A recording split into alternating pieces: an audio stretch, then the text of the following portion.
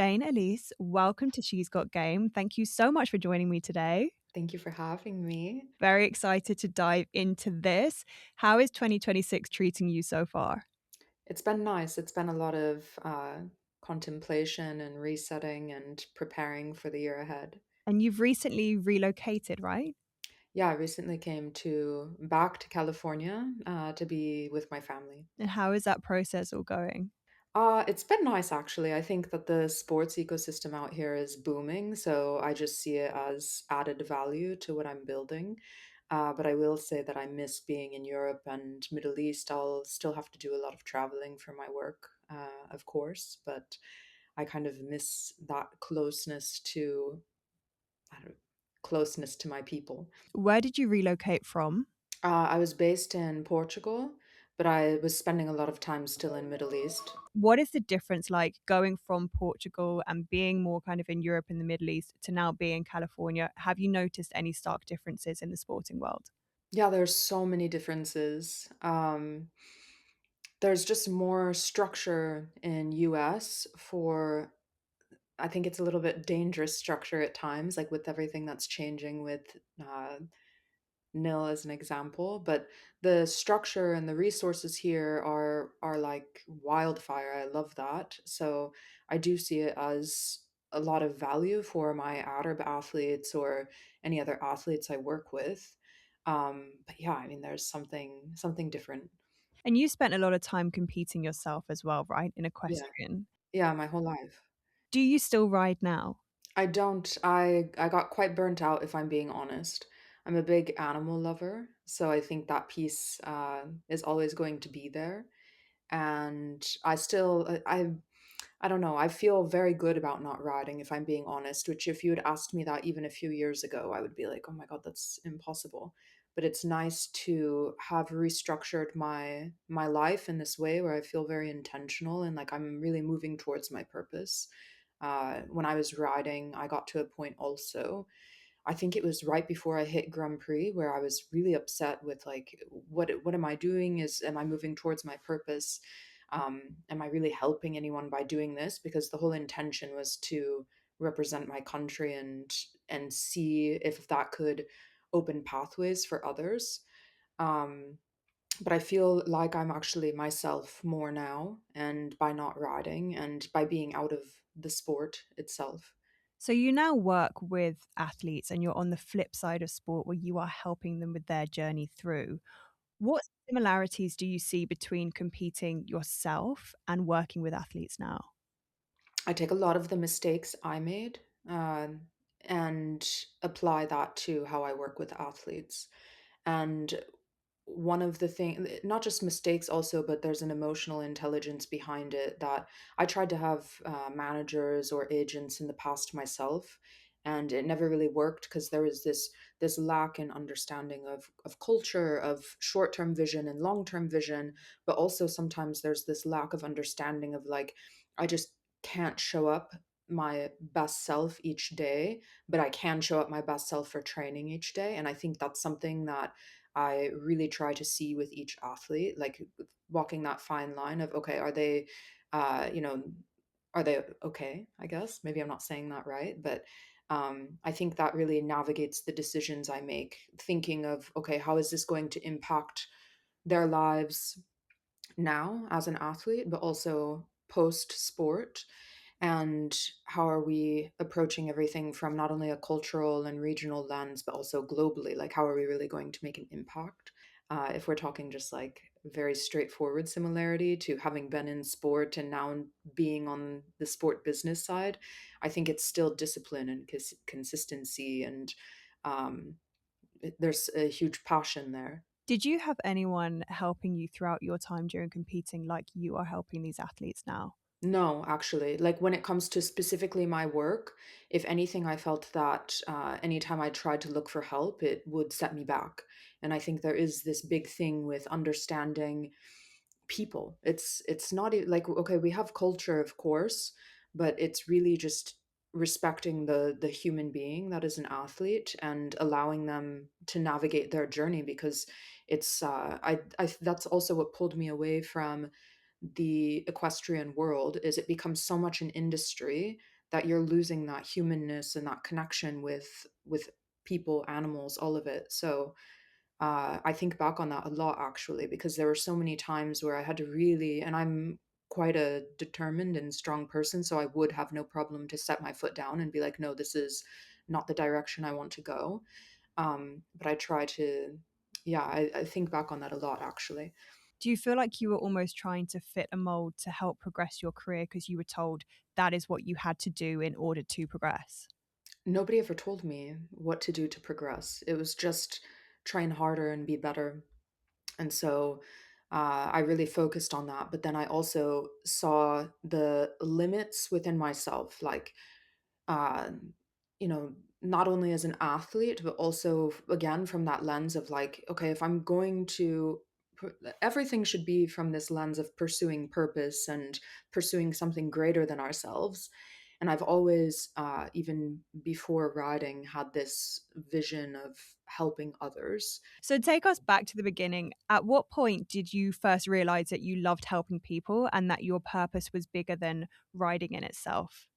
I always loved helping people and understanding people and um, connecting with them. Always. I started helping other athletes actually, like maybe 12 years ago, maybe even longer than that. With I started actually like getting brand partnerships when I was young, before Instagram even. I don't know if you know this story or if you heard it, but okay, before like the Instagram days, which feels like a lifetime ago now, I would take disposable cameras and I'd take photos of the horses and then I'd mail it to brands and ask them to send me clothes because I didn't have riding clothes. And so I started like being creative and figuring out how to in some ways manage my career, but also just have that. I think athletes, we like attach sometimes our worth to if we can get support. And so there was that element also. But anyway, I got distracted again from the question, but I love that. I mean, you had that mindset already from a young age. Do you feel like you were consciously aware that you needed to try and seek that support in order to progress? Or it was something that there was just something in your subconscious? You're like, right, if I go and try and, share these photos, sell these photos, create a business in a brand partnership, or get sent clothes. Was that something that was really conscious for you on your mind of, right, I need to do this in order to get to the next step and the next step. I need these clothes, I need the support. Or is it something you were like, hey, maybe let me just try this idea and see where it takes me?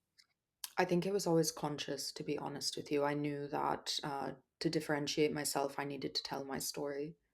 That's where I got sidetracked from the question, because I sometimes, thinking back on my career, it like will take you on these rabbit holes that now I look back with a lot of fondness, but in the during it, it was very difficult. It wasn't easy, and it was, you had like a lot of things pulling your heart in a million different directions, and still that north star of just wanting to make it. Mm. But it was very conscious. I knew, okay, I needed to be surrounded by the best, meaning training with the best. I needed to uh, train my hardest, but also I needed to have something that differentiated me and got me to the next level. So, where did your love for horses come from? Mm, I just really love animals. So it's funny, when people ask me that, I can never really think of a specific moment. I just know that when I was riding when I was younger, it was very much for me about that connection specifically with the horse. It had nothing to do with like anything grandiose, but it became grandiose because I was good at it. Um, but yeah, it was just this like love of animals and connection to them and this feeling of freedom also that they give you, and a lot of discipline also. It takes a lot of discipline to care for them. I remember one of my really good friends growing up, she rode as well. And it was insane. The hour in the morning that she had to wake up to go and clean the stables and ride. And then it was, Yeah. when you think about that on top of everything else you're also trying to navigate at that stage of life, it is a huge responsibility. But like you were saying, it instills so much discipline in you from a young age. Did you play any other sports, or what was it specifically about riding that kept you coming back besides the connection with the horses? So I ran track. I made an attempt at, I think, volleyball also, which is one that I really hate for myself. But I did track, I did lacrosse, like I did so many sports when I'm thinking about it. But horses were always my connection. I think there was this sense of zen I would feel when I was riding, and it was really the only time I could like fully clear my mind. Um, and there I think I was too competitive with other sports. So it almost would pull away from this like inner softness that I have. So I always would gravitate back to riding. So somewhere I read that you traded work for lessons. Yeah, most of my life actually. Where did this idea come from? Because already we're painting the picture here that as a kid, you were very savvy. You really knew what would help you get to that next stage, even if that wasn't what you were thinking about. Where did that idea of trading the work for lessons come from? I didn't have money for the lessons, so I was like, why not? And also, I think a lot of athletes actually do this whether they realize it or not, some type of trade in order to like get better at their craft. So I think I took it to another level for sure. But yeah, it just felt like, okay, well, if I want to be the best, then this is the option I have. So why not? I never thought anything less of it. I learned a lot from it also. I like hard work is never a problem for me because of it. Hearing you say that, and I think that's really true, and I've actually never touched on it with anyone of athletes trading something in order to get some kind of training or aid in return. With the athletes that you work with now, in what capacity do you see them doing that? I think they're all at a different stage of their career now, so they're able to really pursue either their craft or their like coaching on the side. And I think also in that way, that's, you know, you're adding to your basket of becoming a better athlete. Um, but I do know that like a couple when they were younger also it was like okay like how am I going to work with this coach, maybe I spend extra time like coaching some of his clients or something like this. It really depends on the sport, but a lot of athletes do that. And then you have also this trade with brands that I don't even know like how, at least where I'm coming from, this is not clicked together yet, but you're trading your visibility, your image, your time by working with a brand. And hopefully you're getting paid for it also, but that's not always the case. That's mostly not the case. I don't know that all athletes realize that when they see a friend sponsored by Adidas as an example, sometimes it's just an exchange of product for their image. So I think there's that exchange now. Yeah, I mean, I want to come on to this more later on, but that is a really interesting point where you see all these athletes looking like they're doing these incredible campaigns. And we as outsiders sometimes think, wow, they must be doing so well if they're being featured in X, Y, or Z campaign. But the reality of it is, people will always try and get people for as cheap as possible. And if that means swapping product instead of paying them what they're worth, that is what a lot of the brands do. What would you say to people who are listening who work at brands who bring these sponsorships to the table for these athletes? What is one message you would really want them to take home? What are you trying to build? Because if you want a content creator and you want some quick marks or quick numbers, then I would work with an influencer or a content creator. But if you're really thinking long term about long term equity of your brand, then why would you not invest in the right athlete to really know their narrative, see how you can pour into them also to grow their narrative? Because I can't speak for others, but I'm very sick of the content that is, you know, with every single brand at the moment. It's just, you know, how can we make sales? And it's not thinking about the greater picture of things. How are we influencing people's minds? I want to be influenced, my mind to be influenced by the right people who I feel like really can lead the next generation forward. I don't see any brands doing that. They're all quite fixated on numbers, following all of this, and not really like long term equity. So, do you think brands pay enough attention or invest enough time to gain those insights on the actual story and the narrative of the athletes that they have in their roster or in front of them? And if that answer is no, what do you think the power of doing that would be in terms of the influence they would then have on the consumer? I think this is again being a people person. And no, I don't think that they invest enough or really have any understanding of narrative because I find there's this dangerous line with working with my Palestinian athletes that people immediately want to exploit that narrative, but they don't want to look at the full picture and look at the human being in front of them. If you're going to group every Palestinian athlete with all Palestinians and all other Palestinian athletes, then you're really limiting not only the athlete that you're potentially working with and the athletes that are connected to them, but you're limiting an entire culture, an entire region, essentially. And I don't know that people really think about this. I don't think that they're thinking about what is a narrative. It's not just, oh, he's Palestine's first, he's this or that. Like, who is he on a deeper level, and how is that influencing the people around him and then the greater community and hopefully the world? How are we having an impact? I don't think people are thinking like this at all. I also don't think that all athletes are aware of what their narrative is, because even myself, when I was competitive, you get kind of like your mind is stuck in one place of like, I need to be the best, or I need to be the first, or I need to do X, Y, and Z. And then they forget all these other pieces.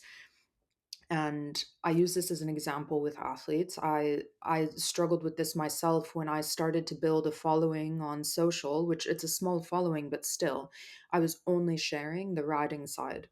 And I was posting about brands that were connected to my riding. I was posting my training, training tips, like all of that stuff. And I really built a community from that. And then my father passed away, and I turned my social media off because I was like, I need a break. And I came back, and then next thing you know, I'm posting about other aspects of my life, like family, like the my Palestinian heritage, uh, and all of a sudden that whole audience was like, no, what is this? And I lost, okay, speaking of like numbers, right? You lose following, you lose engagement, especially being Palestinian. Lost, I think I gained some haters at that time from it. But you look at it, and this is again not understanding narrative. I didn't understand that there were more aspects to myself that should be shared and that were probably more real and authentic to me. And I think that brands have to think about this also. They need to hire the right people who are not just uh, thinking in KPIs. How does it make you feel when brands are coming to you and then they do bring in that narrative that is slightly tokenistic of being the first or playing on a story that, again, they feel will probably get clicks and likes and will go viral rather than getting to understand you on a human level? How does that make you and your athletes feel? I think it's not just me or my athletes. I think it's any athlete sort of feels this resistance to that. But I also see a lot of young athletes, especially, where they're like, well, it's a brand and they're supporting me and it looks great. And my followers and my friends are going to think something amazing. But again, it's aligning with the right brand, aligning with the right people, really being in charge of like whether it's you or having a manager or agent be in charge of that narrative and that piece. But to answer your question about like myself, for example, um, I think I always just tried to push like, you know, what the pieces of me were from the beginning. Yeah, I think I was forced into that place because of heritage. Did you feel like when you were growing up in the world of equestrian that there was a clear pathway for you? I know you said that no one ever really told you what to do or where to go. Did there ever feel like there was a clear pathway for you? No, I think just in training that it felt there was a clear pathway for me specifically was when I was in Southern California. I had a great coach. And so I felt a lot of clarity in that. And that's when I reached Grand Prix actually, because I was in a good system for training. Um, but I think with everything else and really understanding the impact I could have or the direction to go, I had no understanding. And then also, like press will reach out to you when you get to a specific place and you don't know how to control the narrative, especially when you're a young athlete. And so there was this, and then even like getting sponsors and investors. I didn't have any guidance in that. So I was kind of just being as creative as I could to stay in my sport.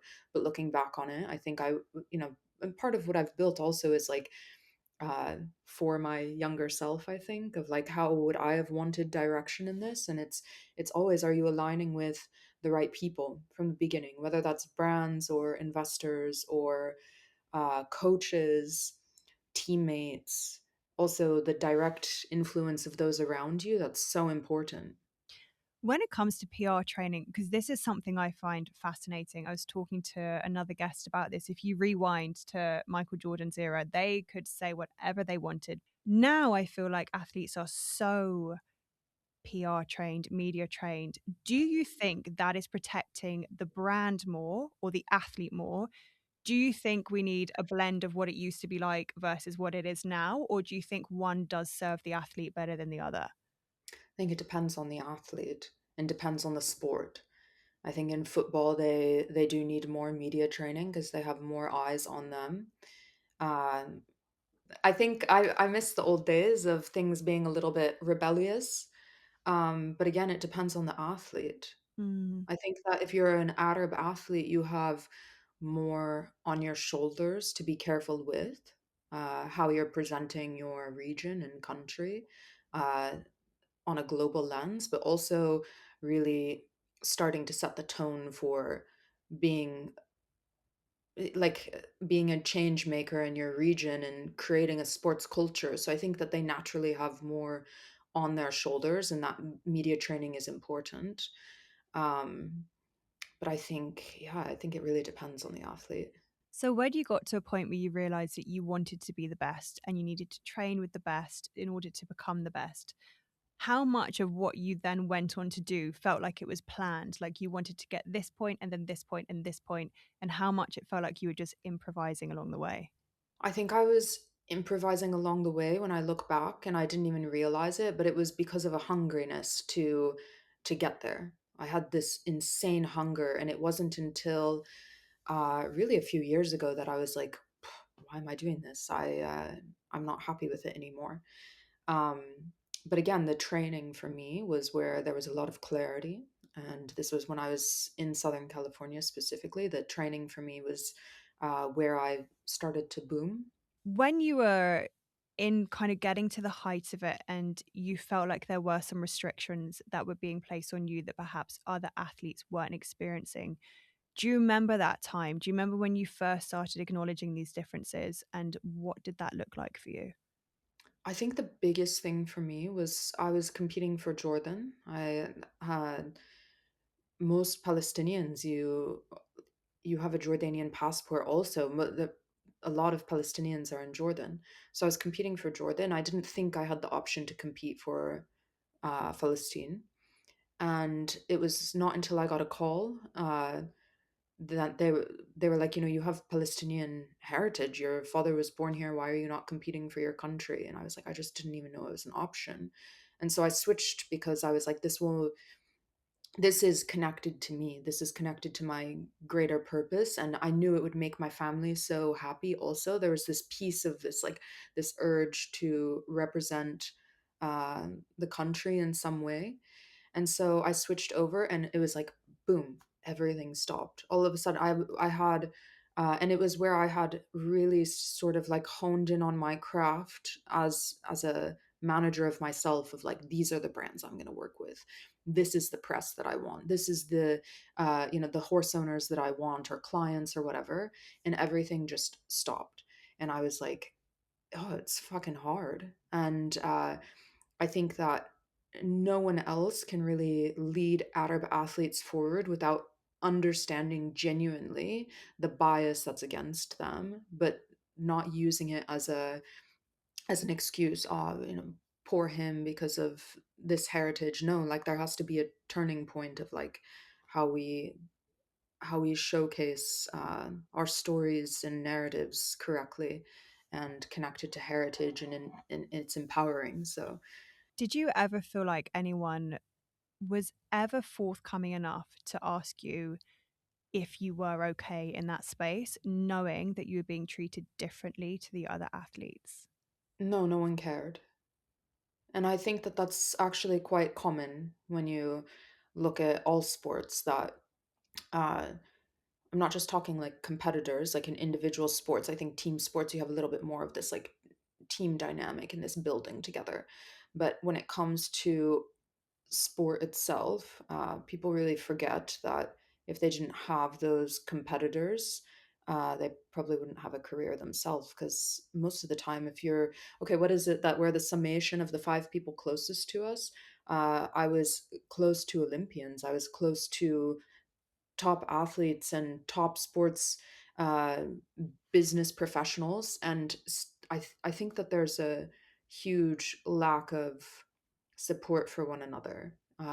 And I'm not just talking like okay, like competition is one thing, but everything else that was a challenge. Do you feel like that comes from a fear or a lack of knowledge or understanding from the other athletes, or that perhaps they're just so blind, like blinkers on and in their own world that they're not even thinking about it? I think that people really struggle to know that everyone can win. So there's that fine balance of I don't agree with handing out participation ribbons. There needs to be someone who's like, praised for their work and praised for, you know, praise is not the right word, but I think you understand what I mean. They need to be valued for their excellence. Um, yeah, I think it comes down to people being afraid of visibility and not having enough of it and feeling that their visibility is taken away if someone is shining. That's a really interesting point, and it's I mean, I remember growing up at school in team sports, you know, you have a certain number of people who are gonna get picked for a team, and there was always that anxiety around who's gonna get what slot, who's gonna get this, that, and the other, and in with athletes, I can imagine that carries on forever. It's when it's your career and it's your livelihood and it's your visibility and it's all of these things coming into play that you're talking about, you can see why some people's go-to reaction is, well, if I help that person shine or if I check if they're okay, that's going to potentially take away opportunity from me. How do you talk with the athletes that you work with now so that they have a different mindset with this of everyone can win? There's opportunity for everybody in sport. I think I have an exceptional group of athletes who already have a feeling of this, and that's because they're created or they're connected to something greater. And that's very important that we have that connection to something greater because whatever that is, it's most likely our own unique path. If it's intertwining with someone else's, then you see value in that other person and how it helps you both reach uh, a common goal, a greater purpose. So I think that's really incredibly important, and I don't know that everyone has that. When you look back on that career and seeing that you didn't have a blueprint to follow and actually the rules weren't the same for everybody, what did it force you to learn from an early stage? It actually was painful. It's interesting when you talk about like or when you ask a question and we're supposed to answer with inspiration, but it's a lot of pain in figuring out who you are and aligning with your purpose and breaking that athlete piece, that identity and creating a okay, this is who I am here and how does that connect to something greater if I'm going to stay in this. So I think I learned that I have something bigger inside of me and that that dream is actually not my own, but it's impacting others and how I can create a bigger ripple effect with that. So I think that's yeah. Do you feel a pressure to answer with inspiration? Not just on this podcast, because I really like that is not what this is about. I want you to feel like you can answer as honestly as possible. But when you're being interviewed and you feel like you are acting as the mouthpiece for more than just yourself, something that is bigger than you, do you feel that pressure to be inspiring with the way you answer questions? Or do you feel like you are given the space to answer with honesty about the good and the bad? I think that I don't have a pressure to answer inspirationally now. When I was in sport, I did. Because you're pushed into, and this is a content thing also, you're pushed into being inspirational, educational, or entertainment. So I always felt like it had to be one of these. Now I just answer as realistically as possible. Um, and think also from that. Like I think there's a fine balance of inspiring and also bringing everyone back to reality. I was thinking about this the other day how work opportunities, so many things now are done based off of social media following. And it is insane how the world has got here because it's almost like people aren't being seen for their talent or who they are. It's like you were saying, it's all driven by sales and numbers, and it really takes that whole human side of things out. I personally hate it. I don't like it at all. I don't like the clickbait. I like the realness. I like it when people come on like you and they're open and they're honest and they're trying to make a change. Do you think the world will ever go back to taking to that a little bit more, or do you feel like we are just on this uphill trajectory of numbers, numbers, numbers? I think we're on an uphill trajectory. I think it's getting dangerous also because people are not realizing how it's shaping their minds and taking away critical thinking and all of this. And I see that in if I post for an athlete, for example, and they've accomplished something, I see the way that fans will reply. And then I realize how little critical thinking we have in the world. And Mm. that's very frustrating. It's very frustrating. I people on the creation side of things, we have a huge responsibility to not be quantity over quality and make sure that the quality is incredibly meaningful and shaped with this vision of like how are we influencing people's minds.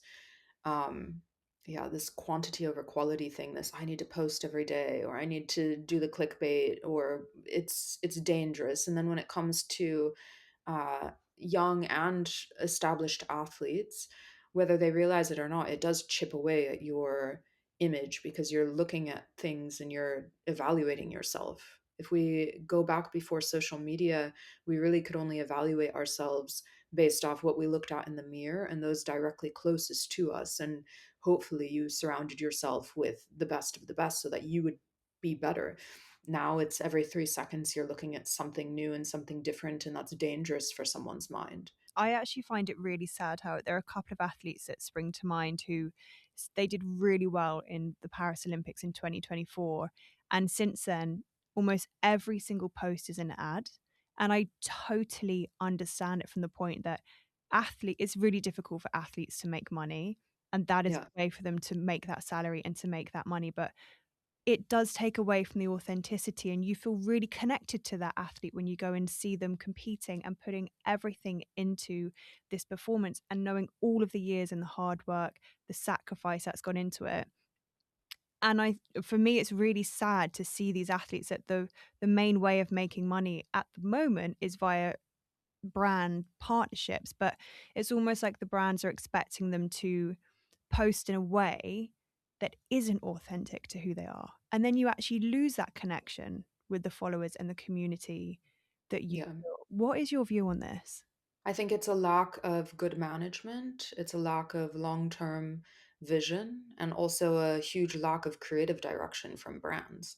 Why are you trying to sell something to people? They're more likely to connect to it when they see that it's on an athlete that they love and they're inspired by and goes and wins a gold medal. Then they're more likely to be like, I want to, I want to look like her. I want to be like her. And what brands is she working with? But the odds are it's a lot of these athletes. Yeah, but this is also a huge lack of like what are agencies, managers doing to these athletes. Everything is becoming so, but also from the athlete side, they have to recognize that there's value in their personal brand and that they are a personal brand. And how are you creating that? How are you aligning yourself with the right people, the right brands if you're going to go down, sponsorship route. This is really important. How did you handle that? So when you got to Grand Prix level, which before we continue, actually, for those listening who don't know much about this, what is the Grand Prix? Grand Prix is the highest level of the sport. So, yeah, that's the simple way of saying it. And it was I I remember like getting there and feeling a little bit deflated actually because I had had it as a goal for so long, and then I did it and I was like, well, what next? And I think that was maybe a moment where I couldn't fully acknowledge it, but I really had gotten to a point where I no longer wanted to be in the sport because I had accomplished that goal. It was a goal my whole life. And then I was like, I don't really like I couldn't recognize it though. I couldn't it was subconscious that I was like, nah, you're good now. Like on to the next thing. You've reached where you feel good in the sport, and I couldn't recognize that for years. How are you expecting to feel once you reach there? Interesting question, right? I think actually, isn't there a stat out there that athletes get depressed after going to the Olympics? Mhm. I think I just was expecting to feel on top of the world and like the Olympic dream was there and all of this, but instead I hit a depressive state and I was like, I don't feel good now. What is my goal? Like I couldn't figure out what my goal was, and I also at that time, like that horse and I, the partnership was like had reached its limit. That horse was not going to go any further. He was getting older. I had had him for ages and we had done so much together, but I had to recognize also like his career is ending, which means that my career is going to restart and I start from ground zero or I don't know. And that was hard for me to process also because it's not difficult or it's not easy to have this relationship with an animal and then to recognize like okay we can't go any farther and then to have to reestablish that relationship. That was a really difficult piece for me. So I think a lot of athletes also go through this like you know if you change coach, if you change team, these things are these things are hard. They're not talked about enough. That's a really, really interesting side of the sport that you were in that I don't think many people would even think about. It's not just you. It's you Yeah. and the horse, and you have such a strong bond and such a strong relationship, and you may still be doing this and getting better and better and better, but actually, if it's time for your horse to move on and retire from the sport, essentially, that is bringing you back down. It's a really interesting side to it. Having been through that feeling of depression off the back of reaching the goal that you'd set out for your entire life, what do you think would have helped you through that stage if you could go back and do your time again? I think having clarity from the very beginning, Yeah. that would have been really helpful. But you know, I can't blame anyone for that because I don't know that it's easy to carve out a career, especially in that sport when you don't have the resources or, uh, yeah, I think clarity would have been nice. Um, Also, I think having a long-term vision because the long-term vision was so long Grand Prix that as I got closer and closer, I didn't set another long-term vision. I just was like, I have to win this. I have to do it. I have to. And then I got there and I was like, wait a second. And I think that that's more challenging than we realize. I feel like it is that point where you're so close and you're so tunnel visioned on something.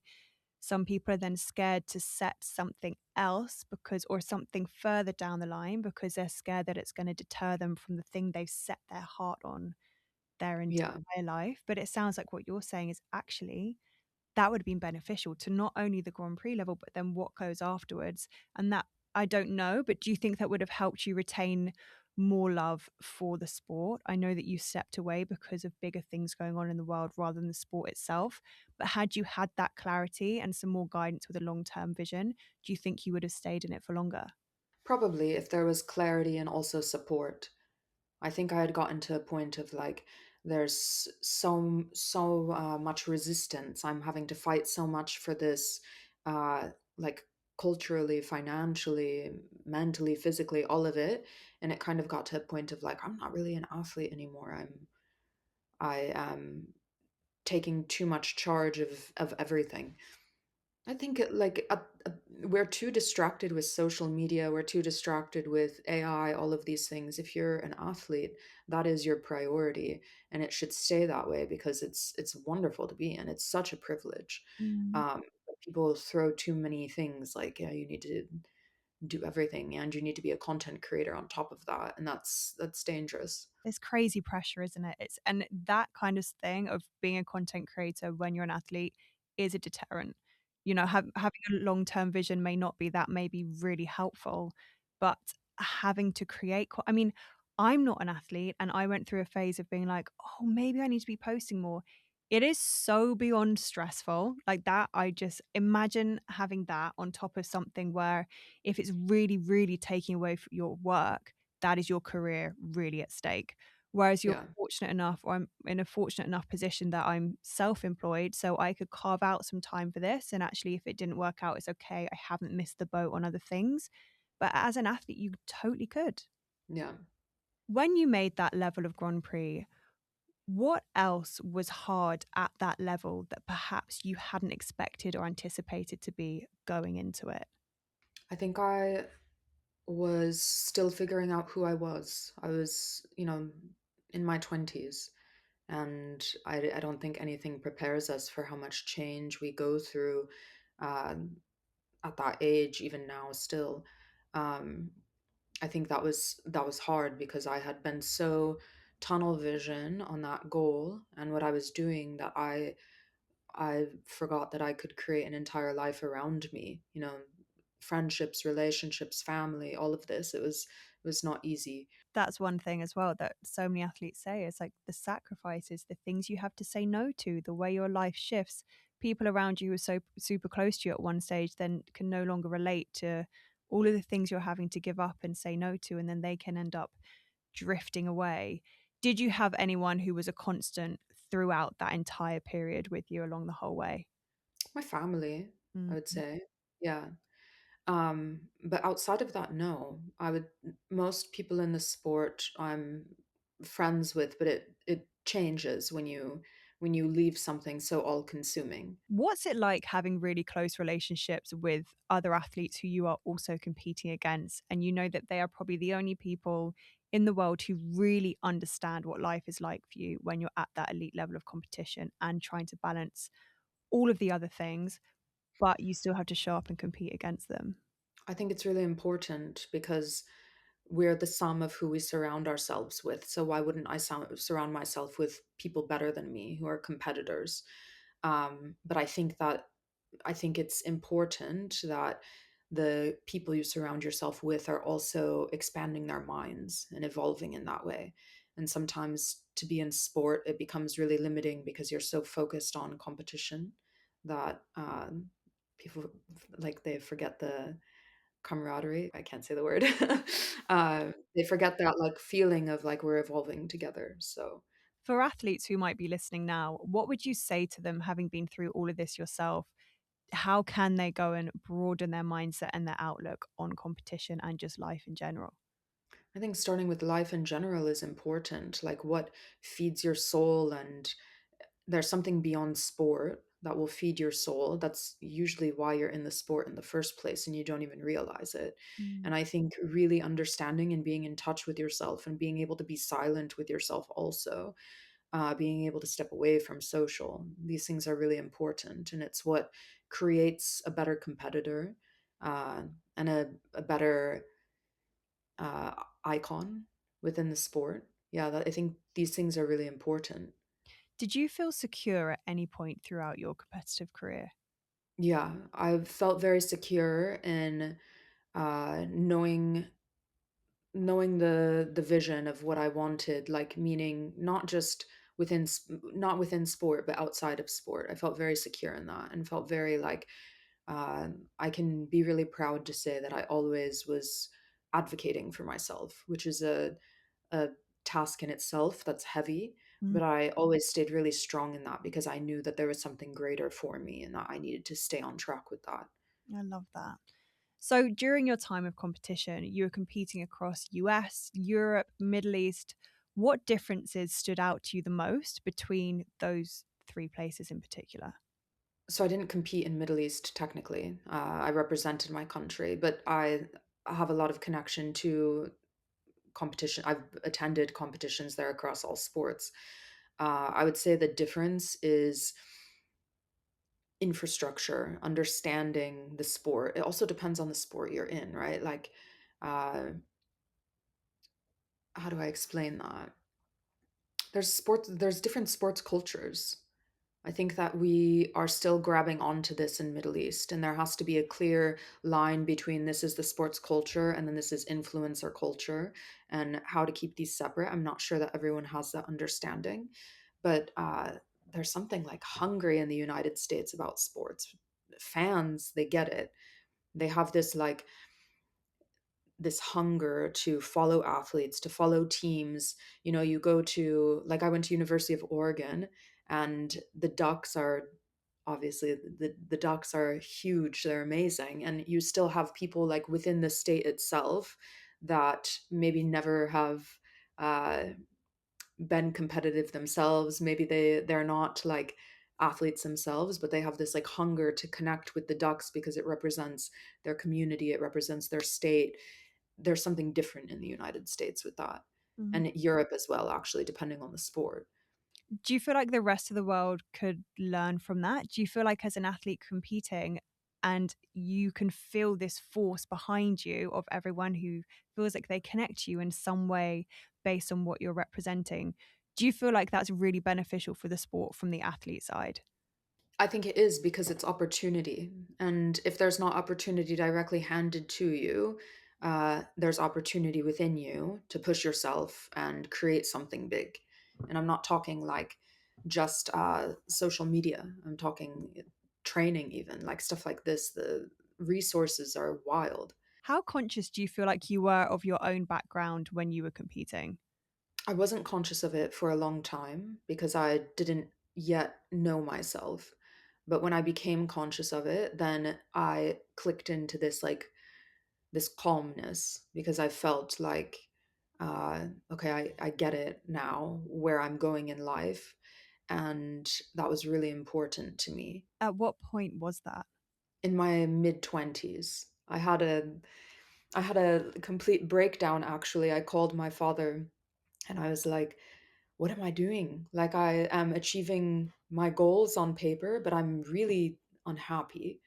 And each day I get up and I'm training, and I love that. And I had established something great in Southern California too. Like, I felt like I had network, like friends, and I had sponsors and all of this, a good coach. But I couldn't connect with that piece of like myself, my heritage that really was missing. Do you feel like there were situations where you did feel misunderstood and that you had to explain yourself and explain your identity and your heritage and who you are and what you were trying to represent? 100%. This happened my not only my whole career, but that moment that I shifted over from Jordan to Palestine, then the explanation of myself had to become massive in sporting environment and outside of sporting environment, and that chips away at you. And this is something that, without politicizing anything, we should all have a understanding of where people come from and their backgrounds and see what the bridge is between us and ourselves versus looking at like a how to disconnect from that person because of stereotype. And I experienced a lot of that. I would say the last few years were really um it's a good thing I'm a strong person because I can understand how that can be not only isolating but detrimental to someone's identity. I was constantly questioned. How did those experience view how you or shape the way that you viewed sport as a system? So I can speak within the sport I was in that it was the moment for me when I really just was like, why am I doing this anymore? This is not connected to the greater good. This is a very elite sport, and it will never have a place of truly representing the people I feel most connected to and the region I feel most connected to.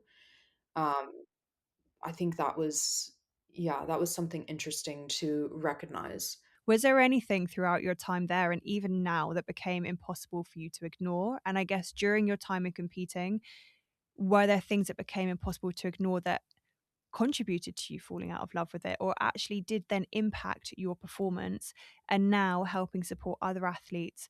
What are the things that are so common, prevalent, stand out the most to you that you really, really want to change within the system of sport? Understanding of people on an individual level, I think, is very important. And that just is like a blanket for across all sports. Again, understanding. who each individual person is separately from culture and sport and all of this, but also understanding them within that cultural context, within the sport itself. I think that is really important and not talked about enough. And I think social media becomes a dangerous place for this because people think that they're understanding someone, but that person is only giving you a glimpse of the highlight reel. And if they show you any lowlights, again, it's very edited, It's curated. curated. That's the word. Yeah. At what point did you realize that other athletes were dealing with the same experiences that you were? When I really got plugged into working with Palestinian athletes, at first it was some of them it was blaringly obvious. The first time we had a call and started working together. With others, it came out over time when they opened up. But I think that yeah, that was a big piece for me because I had been working with so many athletes before that, but it wasn't until I really was like, okay, I'm going to publicize 3xv and I'm choosing these specific Palestinian athletes that I was like, so interesting. We can grow up and live in any corner of the earth, but there's a connection there that only they can really understand. Let's talk about 3XV. So, how did the idea first come about, and how did it first take shape in the early stages of bringing it together, bringing it to life? What did that look like? It came from wanting to create something that I didn't have. I think that was the biggest piece, and it's constantly evolving, which is important also because I think for me, I'm involving it in how can I best serve the people I'm serving and how can we create a better impact because the whole goal from the very beginning was how am I going to create generational value, and that was really important, especially in selecting the athletes I work with. Who do I feel is going to turn around and offer a helping hand to the people behind them, the next generation, or the athletes that will fill their place? That's important in anything. But it started genuinely from a place of like kind of feeling like, well, okay, I've made all these mistakes. I've made 1,000 failures. So why not put all of that together and just create sort of this like roadmap of what not to happen for these athletes that are trusting me. What are some of those things that you really wanted to make sure did not happen for the athletes that are now trusting you? Narrative control is the biggest thing. Really understanding who they are, their narrative, and also how much of yeah, there's an art to that, and I think that it's something that people really need to be culturally aware and awake to understand how they can create an impact within culture and outside of it.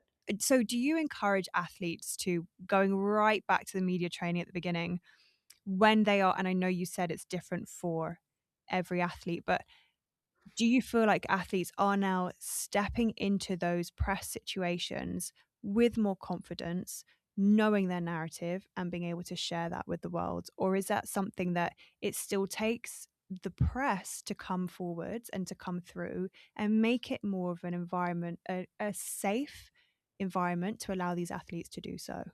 It's both, but I would say on the press's side, there needs to be an understanding of culture again and how you're positioning someone and the effect that that can have on them. Mm. Palestinian or not, I've seen this happen to so many athletes where it's the impact that one thing can have on someone's career is detrimental.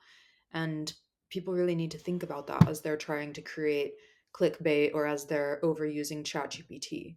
Like, what are we doing to others? I really think about that frequently, actually. Like, especially from within the lens of how is our own culture viewing us. Sometimes home is the hardest place to break through in the first place. And I think that people have to be a little bit aware that each athlete is so different. Their story is so different. Some really want to be advocates, some really want that soft power of sport to be the advocacy for them. Is there any area or areas that you feel female athletes get let down in particular? Yes, I think yes, actually. I think that narrative is a big piece. When I look at women's football, for example, even in the States, it's interesting the lens that they are choosing to show these female athletes in. It's still like there's this fine line of balancing feminine and masculine when you're showing these top athletes. So I think okay, within sports business, they want to create more opportunity and more revenue with women's sports, right? But how is that going to be done where it's not a complete copycat of men's sport, but also not just putting women into this box of you're a woman? Mm. I think that's, again, it goes down to individual narratives and keeping it cohesive if you're also applying that to a team within reason.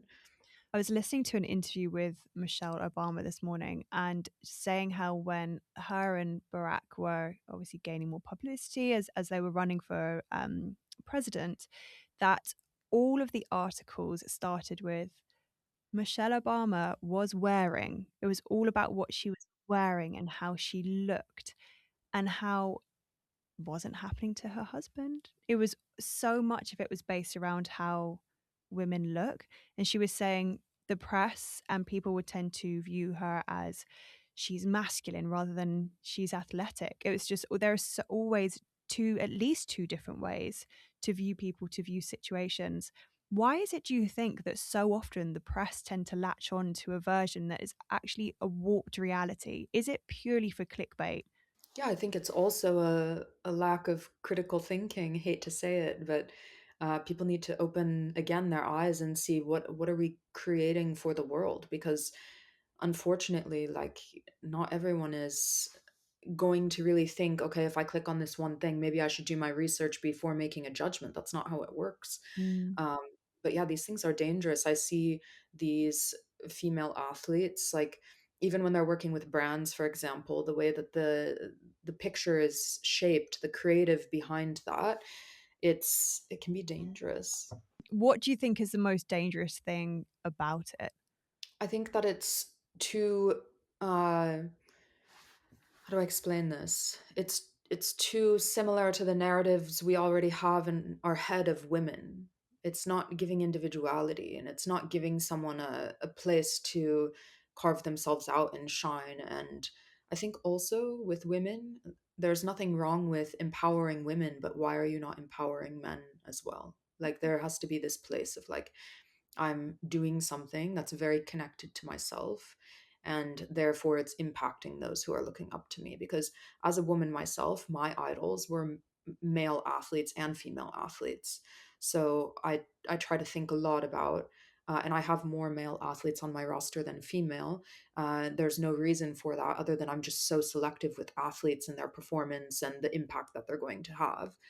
Um, so I think it's being able to empower is not always the right word, but be able to connect with everyone. I really love that, and I think that's something that I think is dangerous when it comes to the growth of women's sport. It's amazing, it's needed, but making sure it's not men versus women. As this grows and as the movement continues and, as there's more of a spotlight on it, it's not to harm men's sport in any way, and that is something that people need to be really conscious of when they're making decisions to showcase certain things. It's not this versus that or this or that, or like you were saying earlier, this person wins, therefore that person cannot. It can be cohesive and everyone moving forwards together. You said that you often meet athletes when they feel they're already behind. Is it ever actually too late?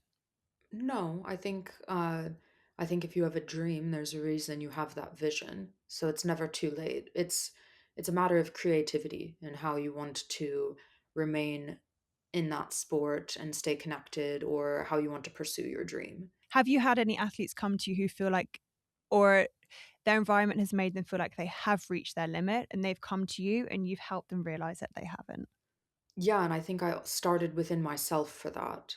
That there were plenty of limiting environments I was in, and I think that's yeah, that's something that we all go through, whether you're an athlete or not. But most of my athletes, again, I would say are quite established in who they are, and I think if it comes to limiting environments, anything like this, we can talk about it, but there's for the most part, they're all very individual thinkers, and they have a feeling already of what's right and wrong. Sometimes people just need to talk about it. And go just tap back into their intuition as well. I think, like you were saying with AI, ChatGPT, all of this, people can lose that side within themselves of what feels right to you. What do you actually want to do? And are you just being told things, reading things, AI throwing things in your face, or is this actually something that is right for you? I want Yeah, to touch a little bit on money in sport. How yeah. honest do you think sport really is when it comes to money? I think it depends on where you are. I would not say that anything is honest. Sounds so negative, but um, yeah, that's a tough question. What do you think athletes misunderstand early on about sponsorships? That they are a brand and they need to really think about their image when aligning with a brand and what it is that they're wanting and what their self-worth is. I think it shows up in a lot of these interactions where people are willing to take something on and they're willing to get maybe product in exchange, and there's a phase for that. Like if you're a young athlete and you are just starting out, maybe having a product sponsorship is fun and it's the right alignment. But if you're an Olympian or if you're a top footballer and brands are coming to you offering a free t-shirt, then that is exploitation. That's not an actual partnership, and that's you wouldn't be in a relationship with someone who uh, is inconsistent or not consistent at all. So it's a relationship. I love that. I love that way of viewing it like your romantic partner or someone that you'd be in a relationship with. That's a really cool way of looking at it. What would you say a sustainable career actually looks like for athletes from the money side of things? That's a tough one. It depends on the sport again. I think being able to really remain within the sport, within the context that you want. If you're an athlete and that's your focus and your training, I think that's where all of your energy has to go and forget the rest. And hopefully, you can build a team around you to have people who can support those other aspects. But I think it's the other thing too is because of social media, people are so quick to want visibility and acknowledgement when they've not actually put in the work.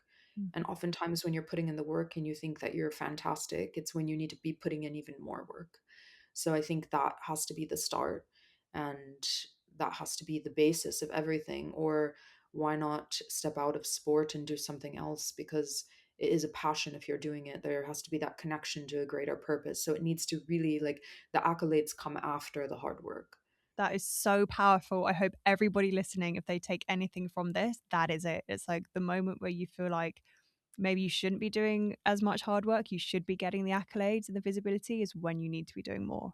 I love that. Yeah. And there's this kind of air of entitlement I find that comes with social media these days that everyone thinks that they deserve to be an influencer. Everyone thinks they deserve to be getting paid lots of money for doing what seems like not much work to people. That's kind of what people are chasing.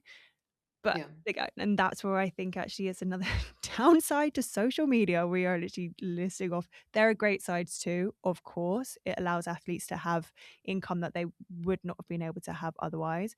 But there are lots of things like you've really brilliantly highlighted today for people to be aware of when it comes to social media. How early on do you think athletes should be thinking about life beyond competition? I think as soon as they're in it, I think it's really important because it shows this, at least to me, what it shows is this reflection on what your greater purpose is. And then I can take that and be like, all right, let's craft something now to set you up for then. So I think it's really important that someone really knows why are they doing this. There are too many people that uh, fantastic athletes, Olympians, who I've asked them why they do it, and they don't know. And that for me is a big red flag because I think most people are struggling with their what their purpose is. But again, if you're just looking for brand partnerships and you're just looking for visibility, and you don't know what the end goal is, then I don't know that you deserve to be in those brand partnerships. Deserve is a strong word, but it's because you're influencing people. There has to be some level of responsibility that we take in this. Like, what are you influencing? And I think also, and that being said, like, okay, I work a lot with like how are we defining athletes' narratives. It is so important to me that they're always circling back to me and checking my work because I can tell their story most likely 99.9% perfectly and definitely better than most. However, they still have to have that circle back to me because we're constantly evolving. So if I start taking something in one direction or in the direction we agreed on, but life is going to chip away at them. And it's important that people really know who they are. And I think that's the value I have with my, the value my athletes have, and we all have. Saying that so wrong, but they know who they are, and they know that there's something greater than the short term moment. Is there anything you've had to unlearn before or while stepping into this role? Um, I think I've had to unlearn every step of the way because I'm taking a lot of what my failures were, and being like, okay, I don't want those mistakes to happen to others. But sometimes you have to unlearn that and allow people to take their own direction and say, oh yes, I want to work with this brand, and then later realize, okay, I can kind of understand why she was so adamant against that. Or yeah, I think the other thing too was at the very beginning of the company, I was like, content is king. We have to be pushing everyone. And I think that and I would say I push much less than most. But I still felt this need of being like, okay, you guys, you need to be posting, you need to be doing this. But that also, again, quality over quantity and what is the influence we're trying to have on people. And luckily, I was always thinking from that place. But sometimes from that place, it's less is more. Do you feel like your athletes are quite receptive to that? Yeah, I think they're all, I mean, maybe I'm biased, but I think they're all spectacular. If anyone wants to learn more about this, where can they find you? My website, 3xvsports.com. Amazing. What's something you believe about sport now that you didn't when you were competing? If we're thinking my sport specifically, um, I think understanding the importance of support beyond just coaching and team and that understanding, yeah, to have more support also on a level of like, how are you growing as a human? I think that's really important. If you could go back and talk to the Shayne who was right at the beginning of her journey with all of this, what would you say to her? Keep going, that all of the mistakes are so worth it. I love that. Failure feels awful in the moment, right? Like when you're losing or when you're making mistakes, there's a lot of like guilt and shame that can be wrapped in that. But I can genuinely say that every mistake I made, I'm an open book about it. And I think it's so important to be that way. But part of how I'm able to be that way is because I saw that there was a greater picture in it and that it was so important. What do you hope any athletes listening today now feel like they have permission to do differently after hearing your story? I think permission to slow down a little bit is really important. And I don't mean in your training, you have to keep hustling with training always, but slowing down in everything else because no one should be uh, doing every level of the business. That's what I think too many athletes, young and established, are feeling this pressure of like doing every single piece. And I think the more slow you are with all of that, and the more you hone in on your craft, the more likely you are to reach your goals. I love that. You've been amazing. Thank you so much for joining me. Thank you. Thank you for having me.